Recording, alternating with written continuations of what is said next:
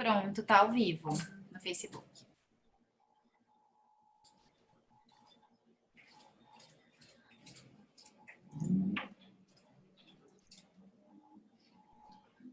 Pronto, ao vivo. Começando. Boa tarde a todos. Boa tarde, doutora Maria Cecília. Posso chamar de Maria Cecília? Sim, boa tarde, doutor Hélio. Posso chamar de Hélio? Claro. É um prazer estar aqui representando a advocacia mato-grossense, um bate-papo com a Maria Cecília, que tem um currículo aqui que vou resumir, né?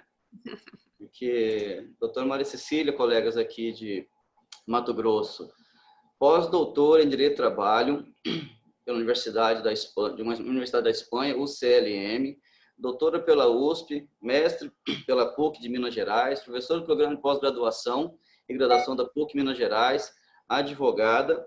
Ela é diretora da Escola Judicial da AMAT, Associação Mineira dos Advogados Trabalhistas, dentre muitas outras qualificações que não dá para a gente estar elencando aqui. É um prazer estar conversando com a doutora e vamos ver se esse nosso bate-papo aqui seja produtivo para os colegas. Acho que vai ser, né? Eu queria apresentar o doutor Hélio Machado da Costa Júnior. Ele é bacharel em Direito pela Universidade Federal do Mato Grosso, é conselheiro estadual titular da OAB do Mato Grosso, presidente da Associação dos Advogados Trabalhistas do Mato Grosso. Né? Parecida, nossa sigla é parecida, né? Isso, por isso que eu falei Mato Grossense, mineiro, Mato Grossense. Acho que esse tema não tem como não gerar bons debates, né? Um tema bem atual, polêmico, que divide as opiniões. E assim como qualquer acordo, nenhuma das partes sai completamente satisfeita, né? Não. Nenhum dos lados. Com certeza. Sai completamente satisfeito. Bom, se eu puder dar umas palavrinhas iniciais... Claro, à vontade, doutora. Acho que a ideia é a gente falar um pouco sobre os acordos extrajudiciais, né, e dos acordos judiciais em tempos de pandemia. Sim. Com a reforma trabalhista, né, a Lei 3.467 de 2017, a CLT, então, passou a prever esse procedimento, né, de jurisdição voluntária para homologação de acordo extrajudicial na Justiça do Trabalho.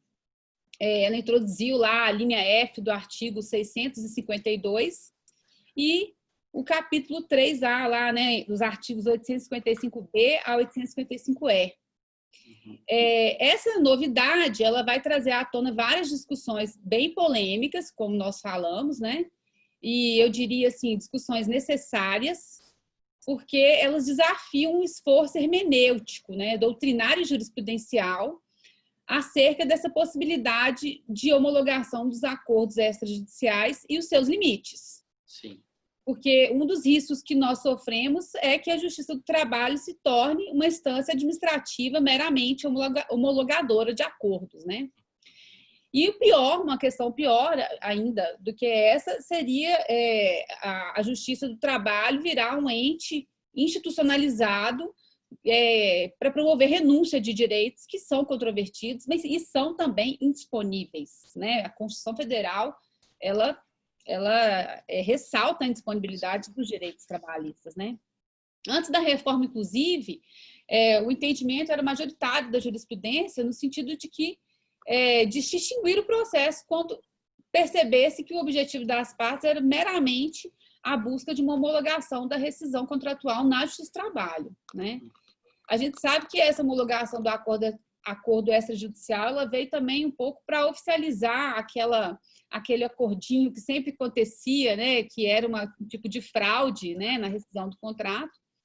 Então, assim... Todo mundo sabia o que estava acontecendo.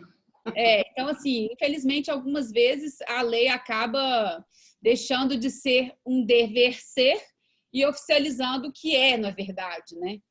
Então, a gente tem que olhar com algum cuidado, mas sem perder de vista os dois lados, né?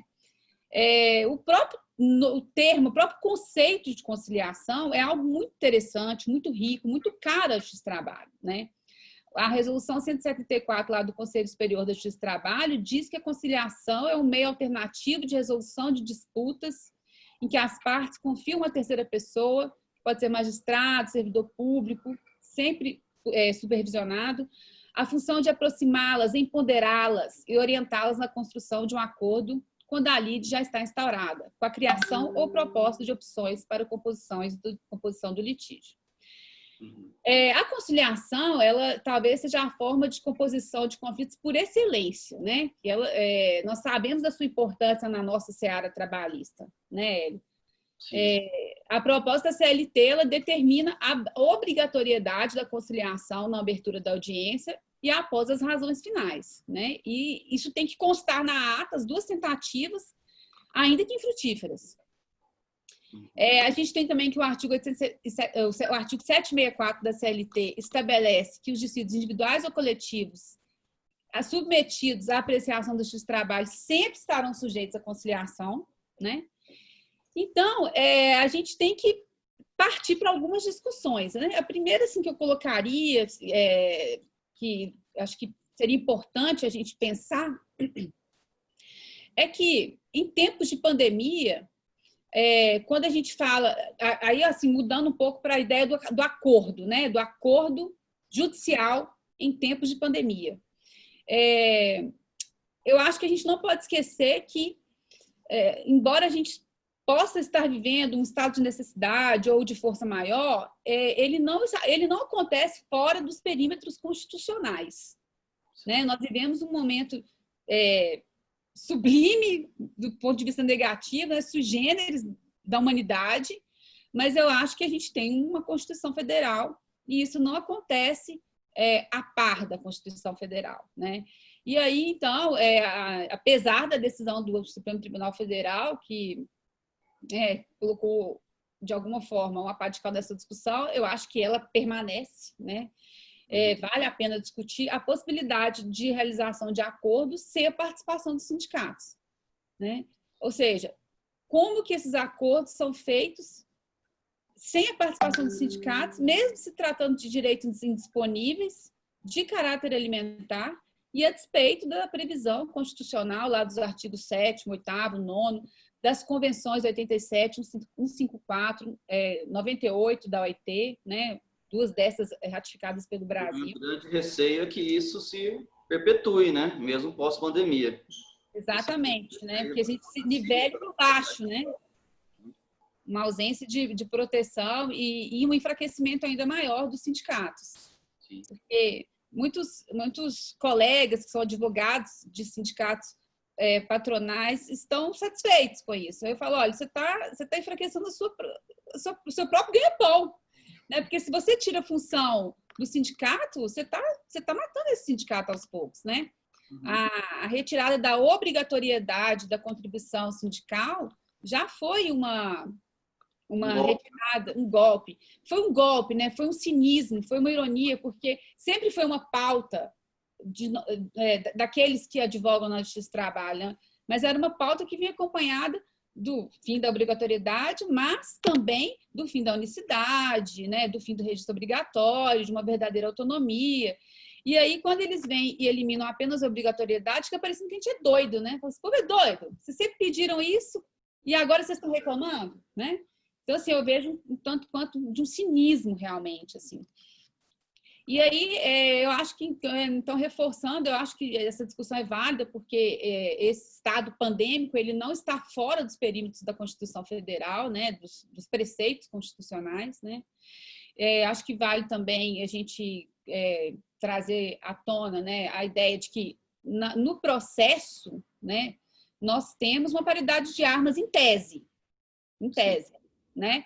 Agora, na relação individual ali, principalmente sem a presença do sindicato, nós temos uma relação entre desiguais, né? E essa desigualdade fática, ela é o pressuposto de nascimento de um ramo jurídico, que é o direito do trabalho, né? Então, assim, falar em conciliação sem a presença dos sindicatos é uma contradição, ao meu ver, nos próprios termos, porque a ilusão da igualdade formal esconde, mais uma vez, a desigualdade real, a desigualdade fática das partes, né? E eu acho que a quarentena, essa pandemia, ela também traz à tona um outro cinismo, uma outra ironia, que é pensar que ela aconteceu para todos, né? Eu acho que ela retrata que nossa sociedade é extremamente estratificada, com pouquíssima mobilidade social e que, mais uma vez, a corda arrebenta do lado dos mais fracos, né? Então, nós temos aí que os trabalhadores pobres, normalmente, a maior parte deles, trabalhadores informais, precários, estão aí segurando, né, a economia e a vida humana nesse período pandêmico, né? Porque o pobre, o trabalhador informal, o trabalhador de aplicativo, ele tá aí na linha de frente dessa guerra e segurando a ponta para todo mundo, né? Então, assim, na verdade, essa quarentena, esse isolamento é um isolamento da classe média, né? E aí você pode... Funcionários público, né?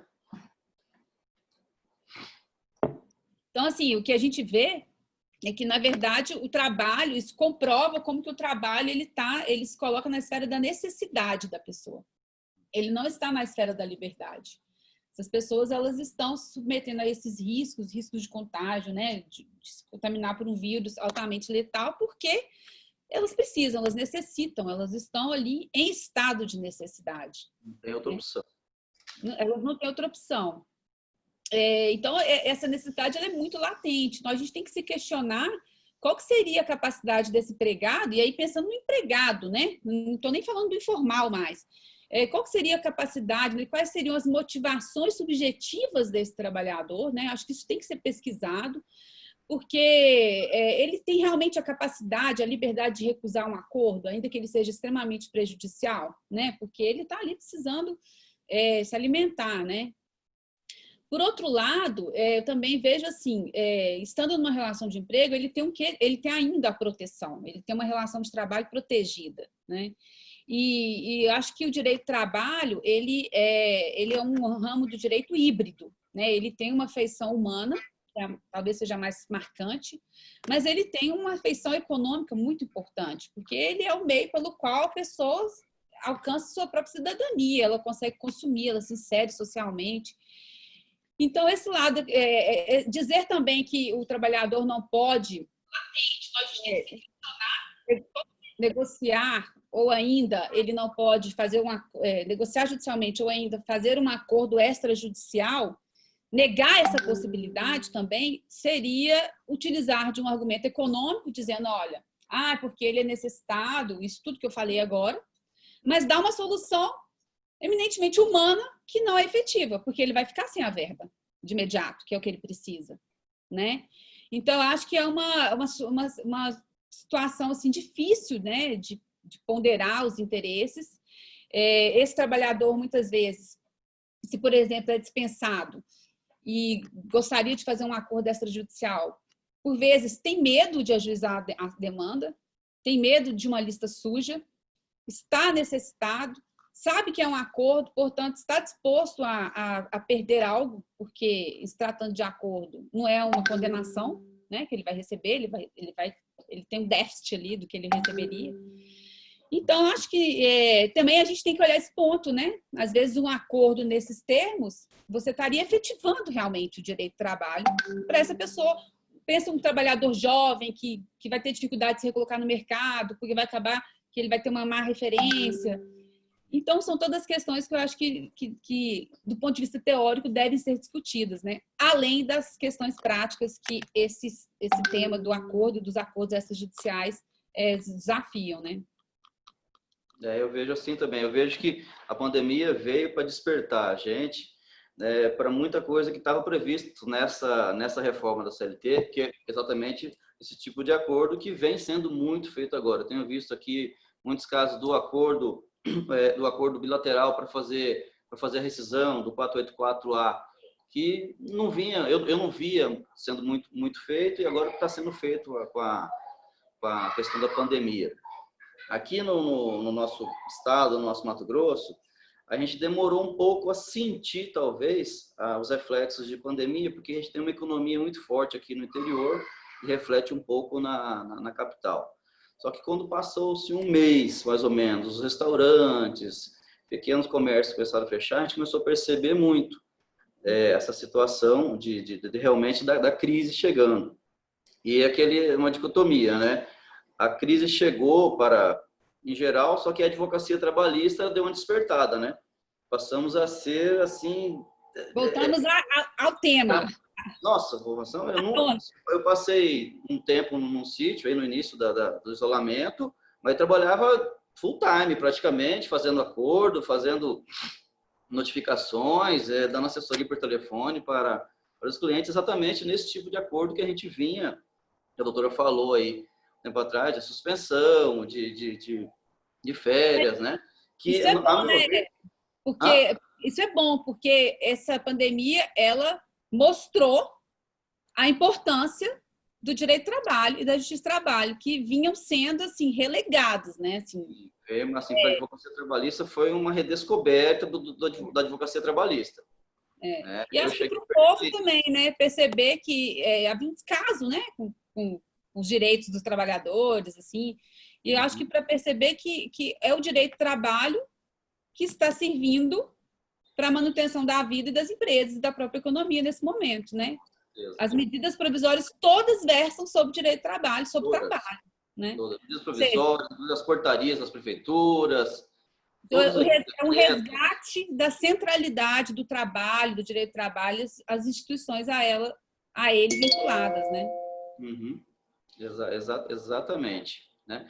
E, em consequência disso, veio também a questão partindo um pouco por os acordos judiciais. Os acordos que vinham sendo pagos, que foram acabados de ser lembrados, e aí as empresas, alegando a dificuldade, passaram a alegar que não estão conseguindo pagar e pedir suspensão, pedindo uma prorrogação, né? O que a doutora vê nesse cenário?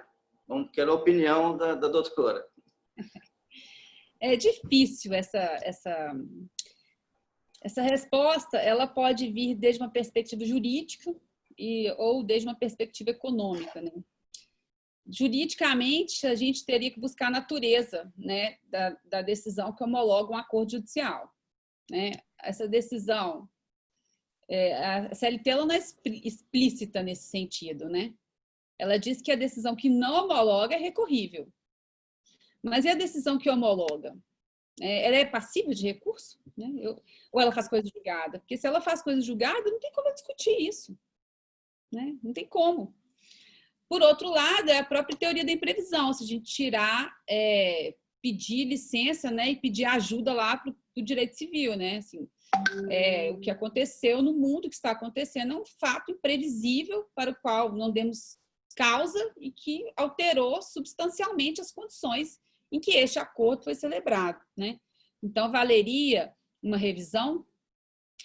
Bom, se a gente compreender que trata-se de coisa julgada, eu não vejo possibilidade de postergar, dilatar, renegociar esse acordo, né? Do ponto de vista jurídico, eu não vejo como.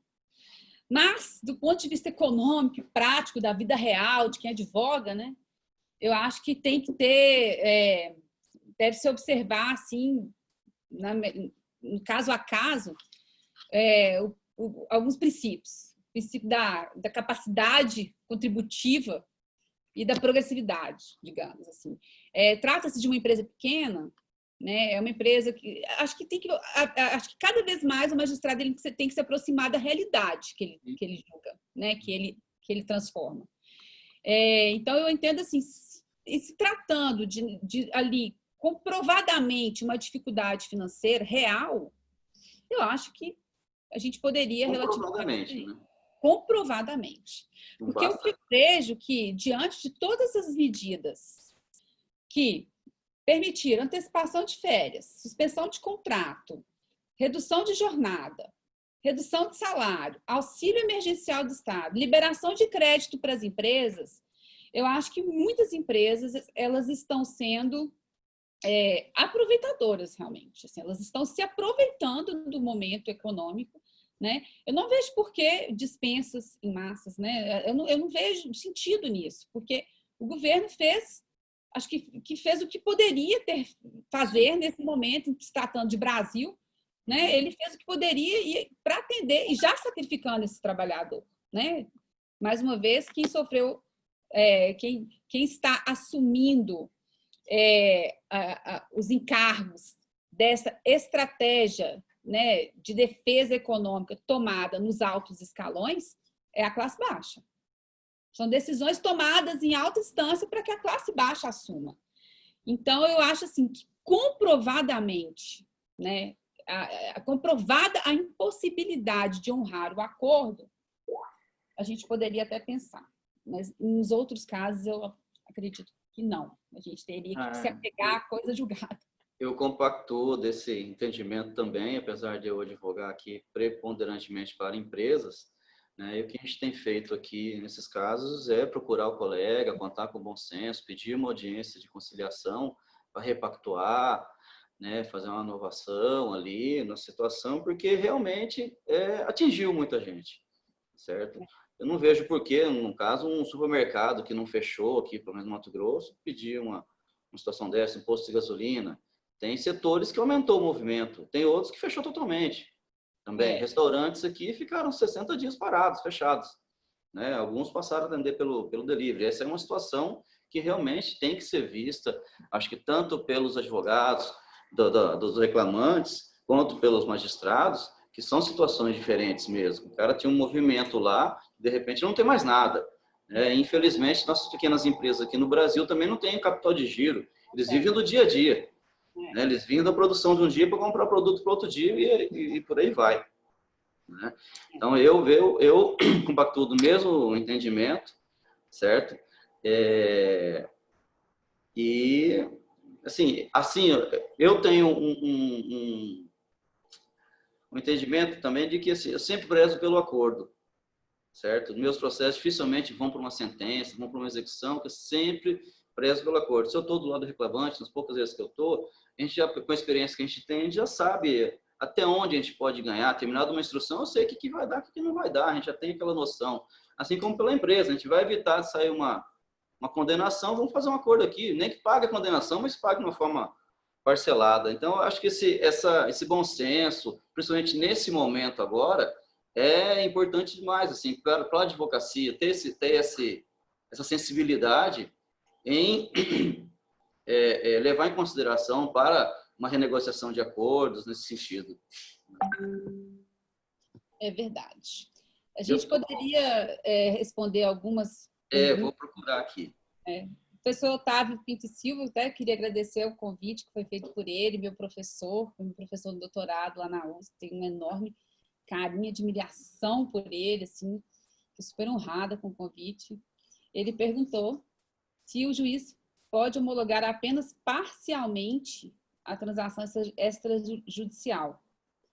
Porque no Sejusc em São Paulo eles têm enfrentado esse problema, né? Se é possível a homologação parcial de acordo extrajudicial pelo juiz, né? Tem decisão da 4ª turma do TST, né? Que em sentido contrário a uma decisão do TRT2 da primeira instância. E o relator é o ministro Ives Gandra, sobre a impossibilidade de homologação parcial de acordo extrajudicial. A gente não pode falar que é a decisão definitiva do TST, né? Mas acho que a questão... Pode falar? Não, é bem recente, estou falando essa decisão. Sim, bem recente.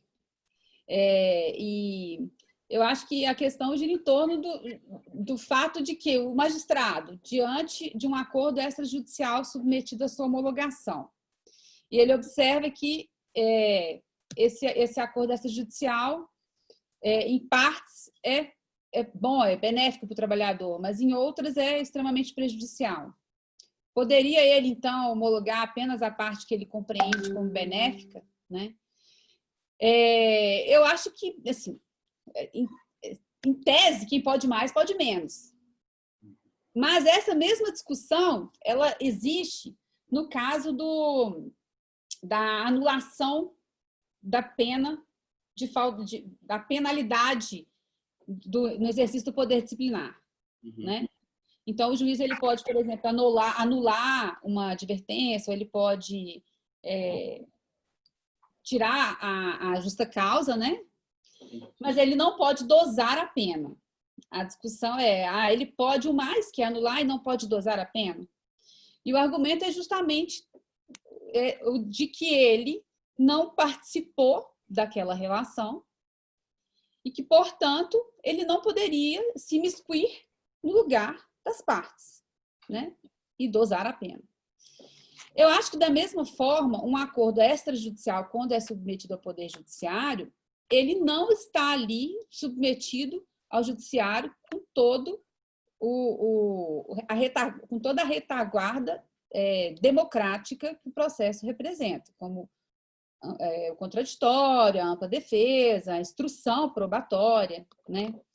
Então, eu acredito que o caminho é esse mesmo, né? Ou tudo ou nada, homologa ou não, porque ele estaria fazendo um processo de cognição sumária ali, num acordo extrajudicial, para dizer que uma parte é favorável ou não. Não obstante a indisponibilidade dos direitos trabalhistas, nós sabemos que um acordo pressupõe transações, né? E transações são concessões recíprocas. Então, eu acho que ele não estaria legitimado para, naquele momento, averiguar, né, de pronto, ainda que ele perceba, ele tem uma pista de que possa estar acontecendo uma renúncia a direitos, eu acho, então, que ele teria que se recusar a homologar. Aí, assim, como advogado, a gente também se esbarra assim na questão do que o cliente está ali, as duas partes estão ali com o advogado. Será que o juiz teria, assim, esse poder de falar, não vou homologar aqui, sendo que a parte está ali com o advogado, está representada? Eu fico muito com esse dilema, assim, também, porque também esbarra no exercício profissional. Eu acho que ele está legitimado para isso.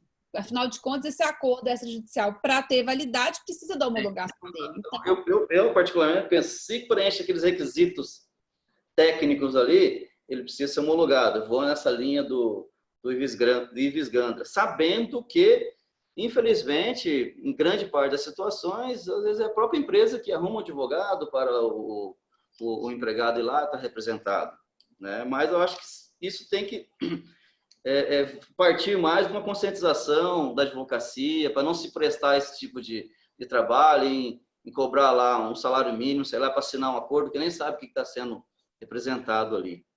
Mas, infelizmente, isso vai ser difícil de não ocorrer. Né? Mas aí eu acho que, se ele for uma mera instância homologadora, verificados os pressupostos legais, ele homologa, a gente retorna lá ao la bouche de la loi, né? Ao juiz, que é a boca da lei. Então, ele vira uma instância administrativa. Basta um robozinho, um aplicativo ali, aí é um passo para o fim desse trabalho. Eu espero que esse tema ainda seja mais vezes analisado, que isso seja, assim, que a jurisprudência venha a balizar melhor essa situação, que pelo menos num acordo extrajudicial para ser homologado, venham as explicações, venham, assim, as concessões mútuas, que a doutora falou, né, para que tenha, assim, uma regularidade naquela homologação. Mas, a princípio, nesse momento, eu penso que não dá para não homologar, vamos dizer assim. Eu já tive casos aqui de não homologação total, eu fiz recurso ordinário, estou aguardando ainda a decisão nesse sentido. Deixa eu... As perguntas aqui, não estou conseguindo acompanhar pelo Facebook. E se ele pudesse homologar parcialmente, Hélio, você acha que, então, o empregado ele poderia ajuizar uma posterior demanda, tendo por objeto o que não foi contemplado no acordo? Com certeza. Se não houve um recurso da não homologação total, com certeza. Posteriormente, imediatamente já uma reclamação trabalhista pecando aquilo que não está homologado, que não foi contemplado, que não constou do acordo. Né? Uma outra questão também que a gente poderia pensar é o acordo extrajudicial poderia prever a extinção da relação jurídica? Aí é uma questão complexa que, sinceramente, eu não posso te responder agora, porque é um tema bem complexo que eu necessito estudar. É difícil, né? Olha, é difícil para a gente entrar nessa seara, né? É complexo. Porque aí, nesse caso, o juiz estaria homologando um acordo extrajudicial, dando uma quitação plena, né? Ele estaria falando a extinção da relação jurídica. Aí, nesse caso, o trabalhador não poderia ajuizar uma demanda, porque ele deu quitação geral ali. Vai depender do advogado reclamante ali, que está representando, não deixar que homologue pelo extinto contrato de trabalho totalmente, né? Mas, assim, eu tenho muitas dúvidas nesse sentido. Pode ou não, porque muitas vezes você está homologando ali uma rescisão para o extinto contrato de trabalho e daí a 2 meses o reclamante aparece com sintoma de uma doença adquirida no contrato de trabalho, né? Como fica essa situação? Né? Foi um caso proveniente posterior à homologação, só que não foi objeto da homologação, que surgiu somente posteriormente. Fato novo, né? É um fato novo. Então, é uma situação bem complexa, delicada, para ser analisada mesmo. O professor Otávio fez outra pergunta aqui. Vamos lá. Em relação ao acordo judicial, seria possível o juiz decidir pelo adiamento do pagamento de parcelas sem a concordância do reclamante? Olha, eu acho que não tem como nessa situação. É o trânsito em julgado, né? Eu acho um absurdo, assim, ainda que se considerasse a possibilidade de relativizar este acordo, né? Eu acho que é imprescindível, nesse caso, a abertura para que o reclamante se manifeste, né? Acho eu não vi nenhum caso ainda, por mais que a pandemia seja uma situação excepcional, que a empresa comprove lá, inclusive, que fechou as portas, mas sem ouvir o reclamante, não tem como, não. Eu não vi nenhuma situação nesse sentido ainda. Eu acho que ele está enfrentando essas situações lá em São Paulo, que estão acontecendo. Aqui, vamos lá. Procurando aqui no Facebook. Ok.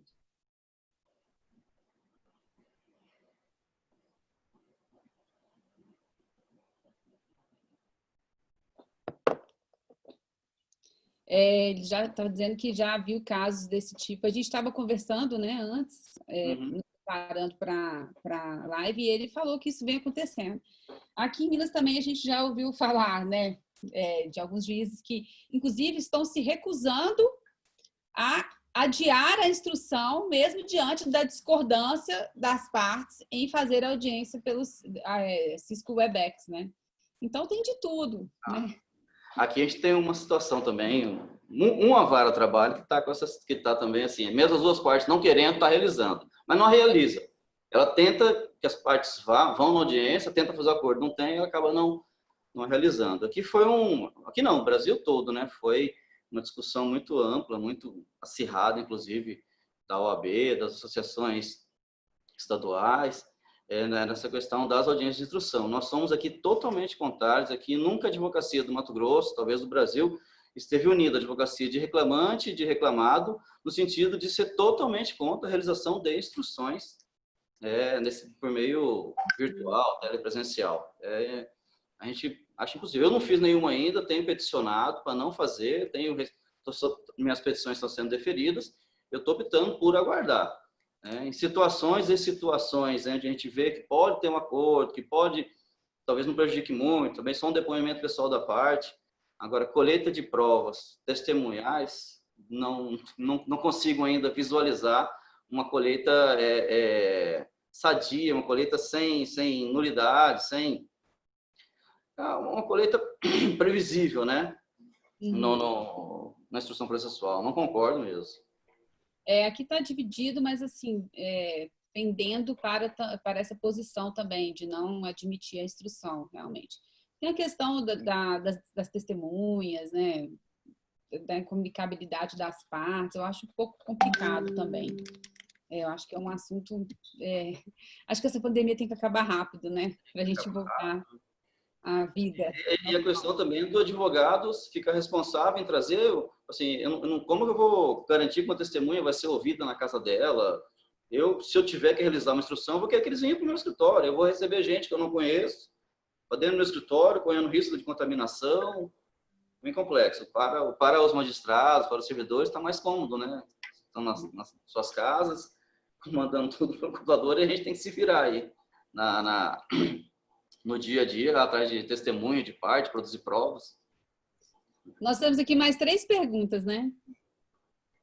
Como fica a doutora Alessandra Camarano?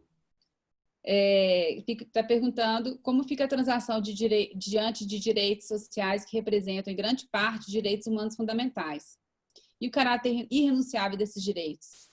Não seria mercantilizar a relação de emprego e seu caráter mais social, civilizatório e alimentar? A pergunta é do Erazê Suti de Jundiaí pelo Facebook. Não sei se ele está se referindo ao acordo extrajudicial, né? Se for, eu estou de acordo com ele, né? Eu acho que o acordo extrajudicial ele tem que acontecer nos limites constitucionais, né? Ele não perde a obrigatoriedade de observar os parâmetros, os princípios constitucionais. Mas, em se tratando de acordo, né, o acordo pressupõe concessões recíprocas.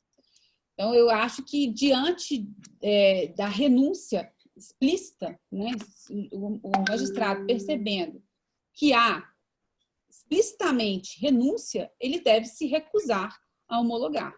Porque senão, sim, a gente vai se transformar, né, a Justiça do Trabalho vai se transformar realmente num balcão de negócios, né, uma instância homologadora, meramente administrativa, né? Então, eu acho que é isso aí, a gente está de acordo, Erazê Suti. Não sei o doutor Hélio, o que ele pensa. Eu estou me rendendo a essa tese. Estou me rendendo. Né? Tem aqui o Otávio, de novo. A reclamada alegar força maior. Sim, a reclamada alegar força maior e comprovar a redução do faturamento, levando o juiz a adiar o pagamento das parcelas. É o que a gente já falou, né? Processualmente falando, não dá, mas vai depender do bom senso das partes, bom senso dos advogados, levar ao judiciário a real condição da empresa, que provavelmente vai haver uma negociação. Agora, eu também entendo que, se não houver a concordância da outra parte, não há como mudar. Não. Eu tive estudando a questão da cláusula penal, a questão das multas. Eu acho que, nesse sentido, dá para tentar uma redução de alguma cláusula penal, de uma redução de multa 100% para 20%, 30%, levando-se em consideração toda a situação de pandemia. Agora, refazer um acordo, suspender um acordo, por simplesmente, eu já não concordo, não, porque tem a questão da coisa julgada mesmo. Né? Eu penso o seguinte, a realização do acordo, ele já é algo extremamente prejudicial ao trabalhador, porque ele teve os seus direitos descumpridos durante a relação de emprego. Mas isso já se banalizou, né? A Justiça do Trabalho ela já perdeu a capacidade de ser uma instância inibitória ou uma instância que efetive os direitos fundamentais, né, de maneira preventiva ou no momento, né? Então, ela é uma instância reparadora. A demanda só chega ao Poder Judiciário quando a extinta relação de emprego. Portanto, ele já chega ali com medo, muitas vezes nós temos aí inúmeras demandas que ficam silenciadas, ficam pelo caminho, que não chegam ao Poder Judiciário. E aí, quando chega, ele já faz um acordo abrindo mão, né, que é o pressuposto do acordo, abrindo mão de parte dessas verbas, né? Até então, a empresa está só lucrando em cima disso. Ela está só postergando a sua dívida, postergando a efetivação do cumprimento dos direitos, menosprezando a Constituição Federal, e aí ela promove um acordo, ela parcela de inúmeras vezes, e aí então vem e alega que não consegue cumprir. Então, eu acho muito perigosa essa possibilidade, mas ainda que essa empresa venha, alegue força maior, comprove redução de faturamento, deixe tudo comprovado, eu acho que ainda assim tem que abrir prazo para ouvir o reclamante, né? E ele tem que anuir com esse novo prazo, com essa dilação, com essa renegociação dos valores. Exatamente. Vamos mais perguntas aqui. Cecília, você acha que seria possível a celebração de um acordo coletivo ou convenção coletiva nos termos do artigo 611-A, 611-B do CLT, prorrogando os prazos de redução salarial com redução proporcional da jornada por prazo superior ao previsto no MP 936. Entendeu? Entendi. Acho que não. Absolutamente. Por acordo coletivo também não. É o perigo, né? Porque é assim, a gente tem que privilegiar a negociação coletiva. Mas parece querer prestigiar a negociação coletiva simplesmente quando é para diminuir os direitos, né? Para enforcar cada vez mais o trabalhador. Quando é para melhorar, não. Aí a negociação coletiva não deve prevalecer, tem que prevalecer a norma heterônoma.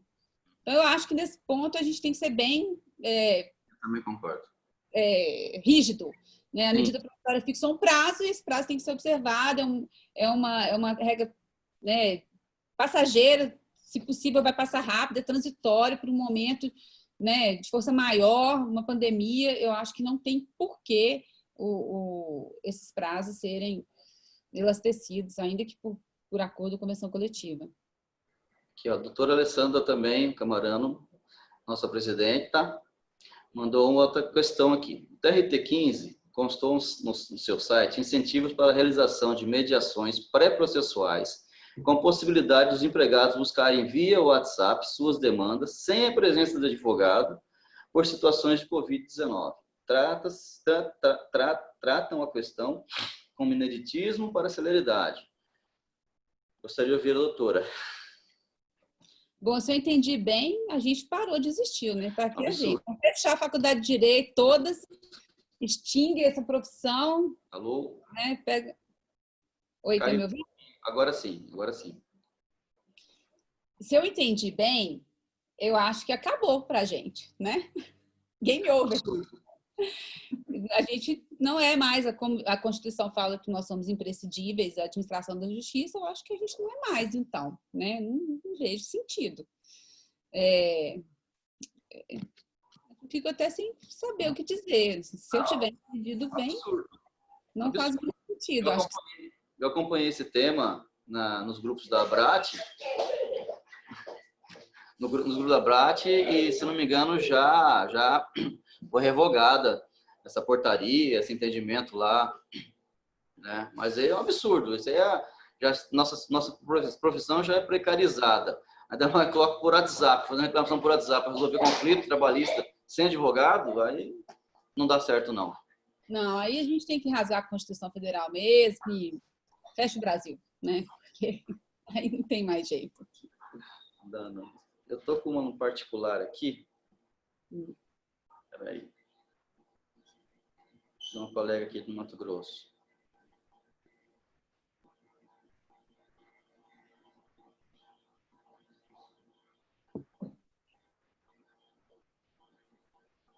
Tem uma pergunta aqui, do Dr. Flávio Monteiro de Andrade. A homologação de acordo com renúncia de direitos por parte do trabalhador não acaba por enfraquecer o princípio da inalterabilidade contratual lesiva?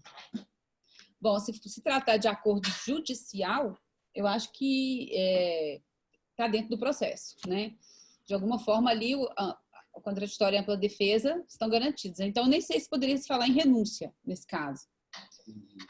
Mas se tratando de acordo extrajudicial, eu acho que é obrigação do magistrado se recusar a homologar, né? Sob pena de, sim, ferir o princípio da inalterabilidade contratual lesiva. Eu peço desculpa aqui que estou no escritório, mas é pandemia, não tem aula, né? Então meus meninos estão aqui no escritório. Um já acabou aparecendo aqui na live. Acabou a aula virtual deles, né? Vamos lá. As perguntas que a doutora Andréia, daqui de Mato Grosso, mandou já foram todas respondidas aqui, viu, André? Você está acompanhando, você nem repetiu as perguntas. Certo?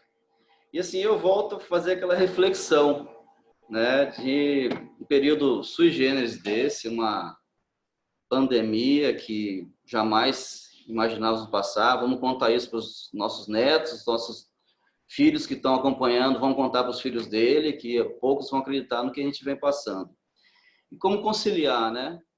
A gente vê problemas empresariais em detrimento de verbas alimentares, voltando à questão dos acordos. Então, o que eu volto a falar, isso aí é o momento da conciliação, do bom senso, né, de todos os envolvidos, né? Eu aqui tenho contado com o bom senso dos colegas em todos os casos que eu precisei utilizar tipo assim, da pandemia para justificar algum não pagamento, algum atraso, né? Mas é uma questão que fica para a gente se preocupar muito e de pensar, estudar até quando vai isso, né? Que tomara que não vá muito mais longe, né? Acho que entendo, né, essa sua ponderação, mas acho que a conta não deve ser assumida só pelos trabalhadores. Não. Porque a gente fala de empresa como uma abstração, mas a empresa, na verdade, é uma organização de pessoas trabalhando, né? Tecnologia, máquina não tem direito. Então, a gente está falando ali, o que tem de humano ali? São as pessoas, né? E tanto que a pandemia mostrou que quando as pessoas foram obrigadas a parar de trabalhar, as empresas pararam. Então, mais uma vez, eu acho que esse momento retoma a centralidade do trabalho. As empresas colocam o trabalhador como um passivo, mas, na verdade, ele é um ativo. Ele é um ativo importante. Então, até emendando no comentário da doutora Alessandra Camarano, né, como sempre, né, as participações dela são sempre muito instigantes, né? Ela falou, é possível defender um direito do trabalho de exceção porque estamos em período de pandemia, em detrimento de direitos fundamentais? E a Constituição Federal? Eu acho que desde o início, nós que defendemos a prevalência da Constituição Federal, mesmo em tempos de pandemia, a gente vem sendo taxado de extremista, né? Mas eu acho que se a gente vai flexibilizando e naturalizando a exceção, ela acaba se tornando regra. Esse é o meu grande receio, que a gente acabe nivelando por baixo, né? Nivelando pelas condições dos trabalhadores de aplicativos, né? O direito do trabalho. Então, assim, eu tenho esse receio. Eu acredito que mesmo um direito de exceção, ele não pode estar fora ou a par, ele não caminha paralelamente à Constituição Federal. Ele tem que estar... o fio condutor tem que ser a Constituição Federal, né? A disponibilidade dos direitos trabalhistas. Então, eu estou mais nesse sentido mesmo. Exatamente, falou uma frase, né? Hoje em dia, defender a Constituição Federal é ser extremista, né? Uma coisa totalmente, assim, para nós que somos advogados da área de trabalho, né? Temos que defender. Às vezes a gente se surpreende, às vezes não, muitas vezes a gente se surpreende, né? Com extremismos do outro lado. Quando a gente está defendendo a Constituição, vem outros falando que nós somos extremistas. É uma coisa totalmente louca. A pessoa fala, volta às 5, vai falar, então não tem mais como conversar. Não tem mais jeito. Essa pessoa é até coerente, né? Ela é até coerente. Se ela não quer que a Constituição Federal seja respeitada, então volta logo, né? Pelo menos coerente essas pessoas são, né? Com certeza, com certeza. Tem mais um aqui, da doutora Alessandra. Da Marcele Vânia Volpini. Ela quer saber se a gente tem um conhecimento em relação ao MP. Será mesmo, qual MP seria essa, né? Está perguntando se vai ser prorrogado ou não. É a 936, né? Que permite a suspensão e a redução. Aí... Eles prorrogaram o prazo da MP, porém eu entendo que isso não prorroga o prazo previsto pela MP, né? Sim.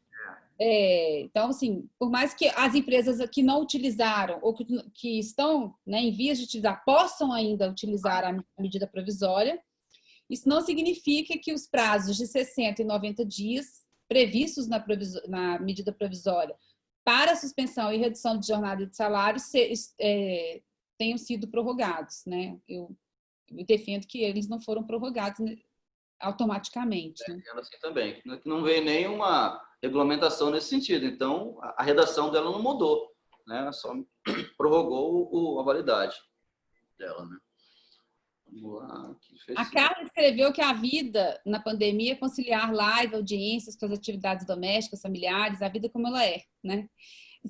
Eu não vi seu filho entrando, mas eu já vivi algumas experiências aqui dos meus filhos atravessando a live. Minha filha se acidentou durante uma live, tive que correr com ela para o hospital. Isso também demonstra como que o trabalho invadiu a nossa vida, né? Agora a gente não tem mais a menor possibilidade de se desconectar. Não, aqui tá tendo uma concorrência. Minha esposa fez live ontem, eles conseguiram aparecer, né? E hoje eles prometeram que ia aparecer na minha também. Eu falei, não pode, meu filho, mas um apareceu já, daqui a pouco aparece o outro aí. Tá certo. Vamos lá. Mais perguntas, gente? Estou vendo aqui, vou ver pelo Facebook.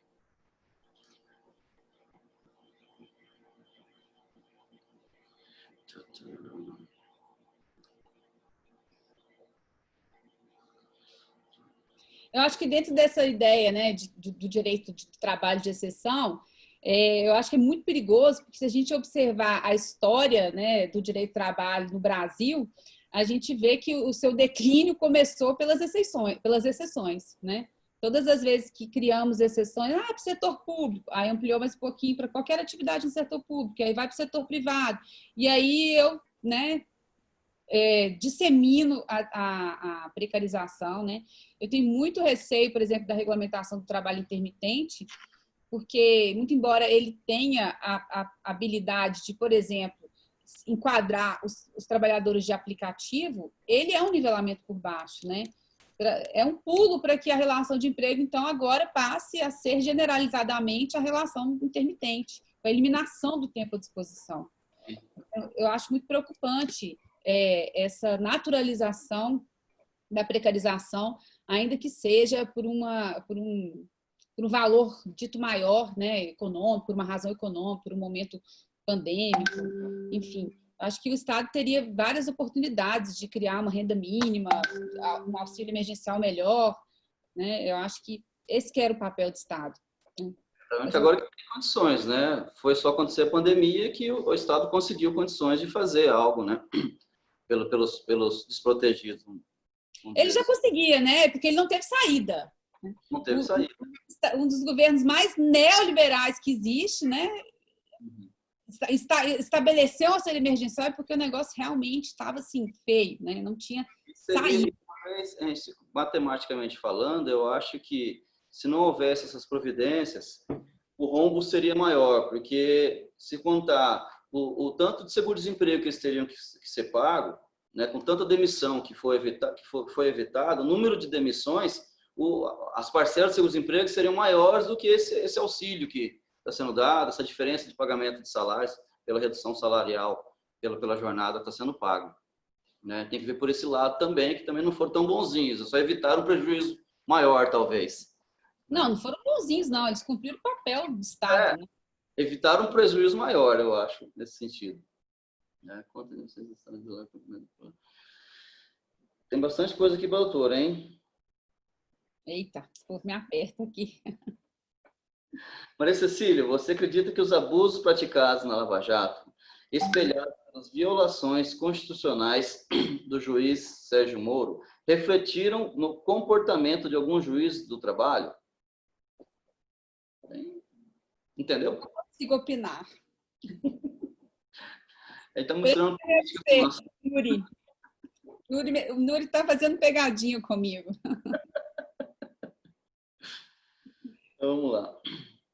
O quanto que a ineficiência do Estado em zelar pelo cumprimento das suas próprias regras, tipo fim do Ministério do Trabalho, principalmente as sociais trabalhistas, não leva ao acordo com a ausência de opção por parte do empregado e, de outro lado, um negócio transacional lucrativo, além de relação contratual de emprego para o empregador. Olha, foi tão grande que eu me perdi aqui na pergunta. Eu acho que a questão é a seguinte.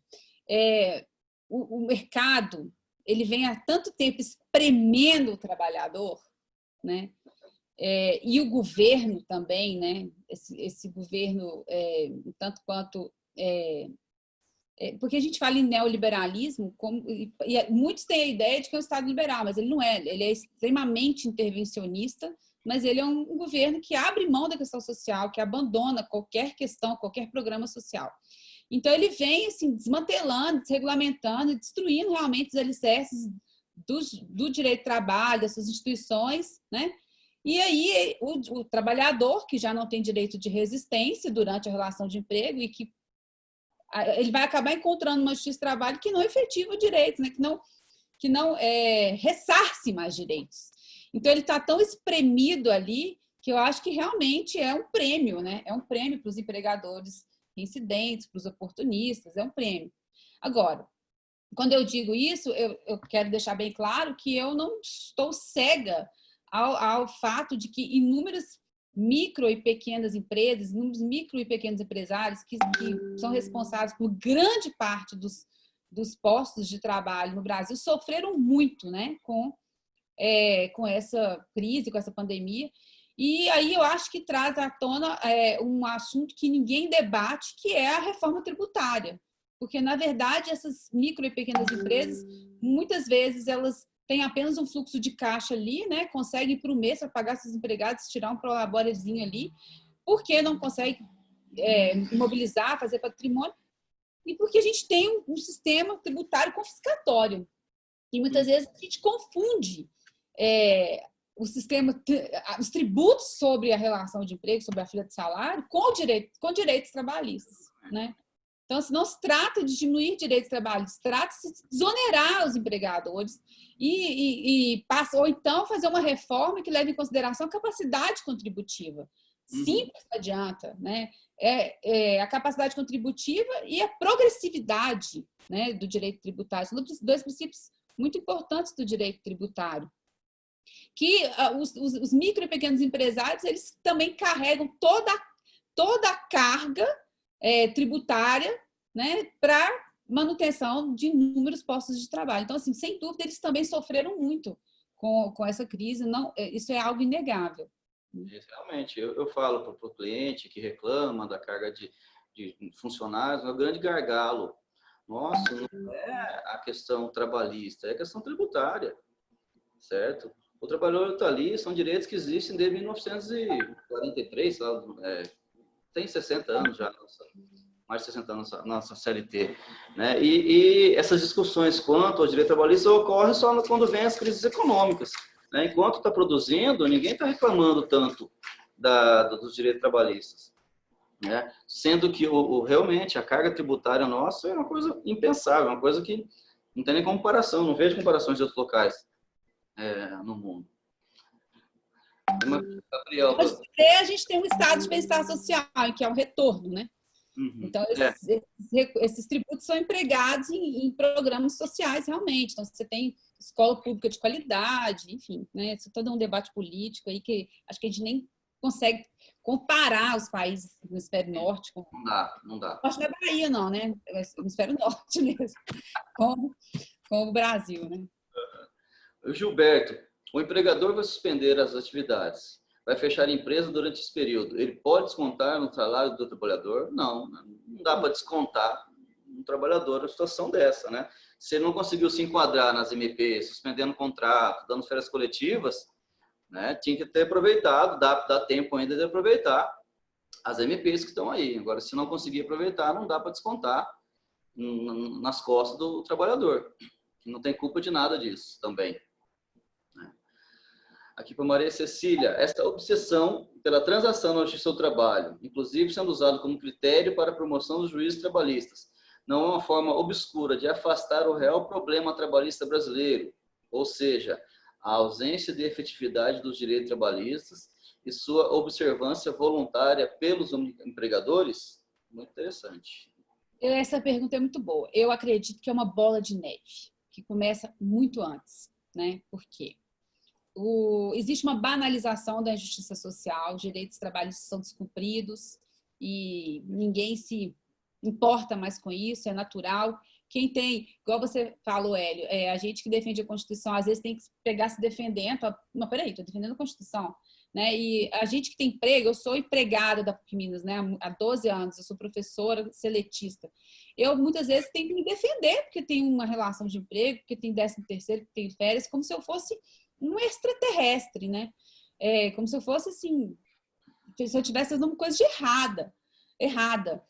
Então, começa por aí, né? As pessoas, elas perderam a noção do que é certo. Eu costumo dizer que a crise é ética. Então, os empregadores, eles com essa alta carga tributária, eu me refiro aos pequenos e médios, né? e micro, uma altíssima carga tributária, não conseguem realmente honrar com os compromissos, então tiram da parte mais fraca. Chega no Justiça do Trabalho, nós também temos ali seres humanos com pilhas e pilhas de processos, né? São pessoas também que, embora tenham que se defender também, porque são servidores públicos e têm uma boa remuneração, também passa-se a ideia de, então, que eles são deuses, né? Suprassumos, e tem que dar conta de tudo. E, então, se o CNJ fixou que para eles crescerem, serem promovidos na carreira, eles precisam fazer acordos, eles são seres humanos, né? Eles estão seguindo o sistema. Então, acho que é uma bola de neve.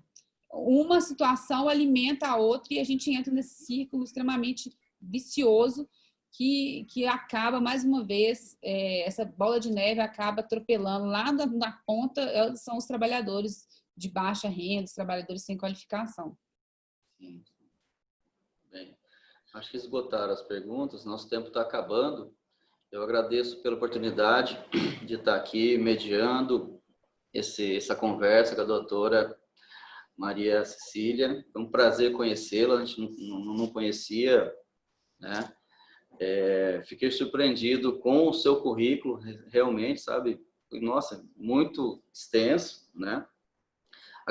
Realmente agradeço a oportunidade, doutora Alessandra, pelo convite, doutora Carla, Patrícia, diretora da Escola Judicial da ABRAT, pelo convite também. Mando um grande abraço para todos os colegas aqui do Mato Grosso. Estamos aqui à disposição para qualquer dúvidas também. Passo a palavra para a doutora Maria Cecília. Doutor Hélio, muito obrigada. Achei que nossa conversa foi super produtiva e muito cordial, né? E importante para a gente fugir um pouco do tema, mas discutimos questões humanas e econômicas e até mesmo políticas de extrema relevância. O currículo não significa nada, como eu disse, eu acho que a crise é ética, né? Então acho que a gente precisa cada vez mais discutir esses temas, e acho que essa pandemia ela propiciou isso. Essas lives, elas, embora eu tenha medo de abrir a geladeira e encontrar uma live de madrugada, elas têm sido importantes para democratizar o conhecimento, né? As dúvidas, as questões, até as bobagens, né? Então, eu agradeço e estou à disposição para um próximo convite. Queria agradecer mais uma vez ao professor Otávio, doutora Alessandra Camarano, e queria também dizer que agradeço também em nome da Associação Mineira dos Advogados Trabalhistas, onde sou diretora da escola. Obrigada, doutora Hélio. Obrigado a vocês, obrigado a todos. Vai encerrar? Agora eu não sei, mas já estamos ao vivo ainda. Acho que vai encerrar. Estamos ao vivo. A Alessandra está falando que estamos ao vivo aqui. Um grande abraço, doutora Alessandra. Estou vendo aqui que tem uns parentes meus também aqui que estão na live. É? Minha mãe está aqui comentando. Olha, que bom. Um beijo, mãe. A Vanessa falou que a gente pode encerrar. Então tá. Então tá, gente. Um grande abraço a todos. Doutora Maria Cecília, grande prazer. Prazer.